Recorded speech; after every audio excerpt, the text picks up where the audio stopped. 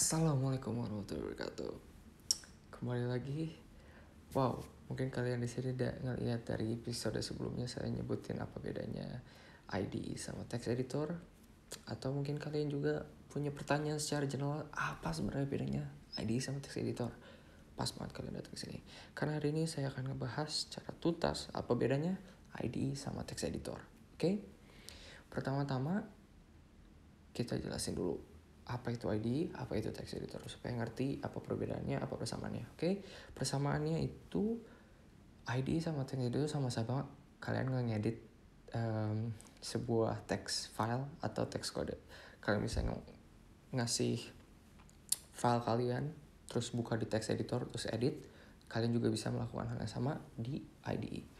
Tetapi secara fundamental yang ngebedain antara IDE sama text editor adalah IDE itu lebih spesifik biasanya kepada satu mata programming, satu bahasa pemrograman.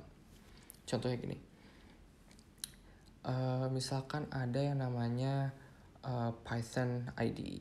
Nah, Python IDE berarti artinya si IDE itu dibangun untuk ngedit Python, untuk ngejalanin program Python, sama untuk melanjutkan program Python juga, entah itu debugging atau testing. Yang mana artinya ketika kalian masukin, misalkan kalian mau masukin punya file JavaScript ke dalam Python IDE, kalian bisa ngedit teks di dalamnya, cuma kalian nggak bisa ngambil benefit dari IDE tersebut. Oke? Itu yang ngebedain antara IDE sama text editor. Biar lebih paham lagi, saya kasih contohnya. Ini saya lagi buka VS Code. VS Code ini adalah salah satu contoh text editor, bukan IDE. Yang artinya kalau text editor itu saya bisa buka bahasa pemrograman apapun di dalamnya dan ya udah ngedit aja biasa. Namanya juga text editor. Saya bisa nambahin plugin untuk misalkan ngebantu saya ngejalanin Python atau sebagainya. Tetapi si software ini dibuat bukan hanya untuk ngedit Python aja. Oke? Sedangkan IDE saya punya contohnya di sini adalah Xcode. Nah, Xcode ini adalah IDE khusus untuk kalian ngebangun software iOS atau macOS, tvOS, watchOS, pokoknya yang berhubungan sama Apple. Nah, yang ngebedain adalah ketika saya buka Python atau JavaScript di sini, si IDE ini nggak bakal ngerti. Ini bukan file yang berhubungan sama iOS. Tapi kelebihannya, kalian bisa ngelakuin banyak banget hal yang ngebantu kalian dalam produksi atau pengembangan dari iOS tersebut. Misalkan di sini saya pakai project defaultnya, saya bisa ngejalanin si program saya ini langsung ada namanya simulator iOS.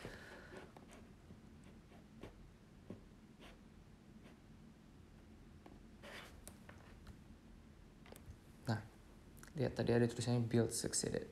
Itu ada hubungannya, tapi pokoknya lihat aja. Nah, ini namanya contoh IDE. Salah satu contoh kenapa IDE itu berbeda sama text editor.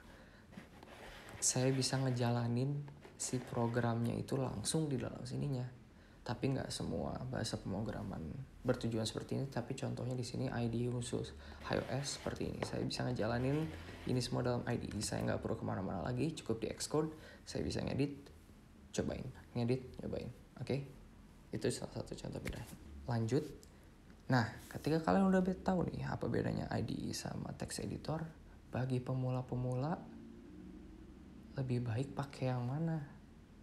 Misalkan kalian pemula dan kalian memilih untuk fokus sama Python, apakah kalian perlu cari Python IDE atau text editor? Ada beberapa hal yang harus kalian pikirin dulu. Pertama, apakah kalian benar-benar mau cuma stick sama satu bahasa pemrograman? Kayak misalkan contoh di web programming. Di web programming kalian mungkin pakai JavaScript, tapi terkadang kalian juga harus pakai Python untuk ngurusin masalah servernya, ya kan? Nah, di IDE itu kurang praktis. Kalau kalian punya IDE Python, kalian juga harus punya IDE JavaScript. Contoh, ya kan? Pertama itu. Kedua, kalau menurut saya pribadi, sebagai pemula, IDE itu terlalu memanjakan kalian. Kenapa? Karena IDE itu ngasih tahu error kalian secara jelas. Gimana cara ngeberesinnya, apa permasalahannya, itu benar-benar kalian dituntun. Biasanya di IDE itu dituntun sampai si permasalahan itu benar. Sedangkan text editor mungkin kalian bisa tambahin plugin, tapi kalau text editor minimalis ya udah, dia cuma bilang ini mungkin salah, mungkin benar, tapi si text editor bisa nggak ngasih tahu kenapa ini salah atau kenapa ini ada error di dalamnya. Makanya sebagai pemula, saya pribadi menyarankan pakainya text editor aja supaya kalian benar-benar dipacu buat belajar apa sebenarnya yang terjadi dalam program ini gitu. Dan pada akhirnya kembali lagi pada kebutuhan kalian.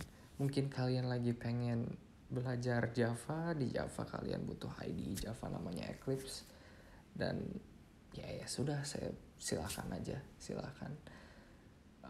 Atau mungkin kalian pemula, kalian pengen belajar cepet aja, pokoknya lagi butuh banget, ini lagi pengen butuh cepet, pakai IDE mungkin bisa membantu kalian lebih cepat.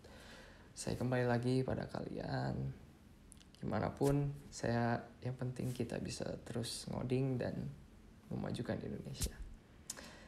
Segitu dulu.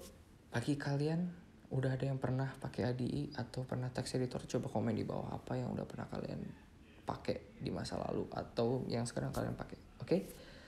Segitu dulu. Maju terus Indonesia aku, tetap ngoding. Saya Jimmy. Assalamualaikum warahmatullahi wabarakatuh.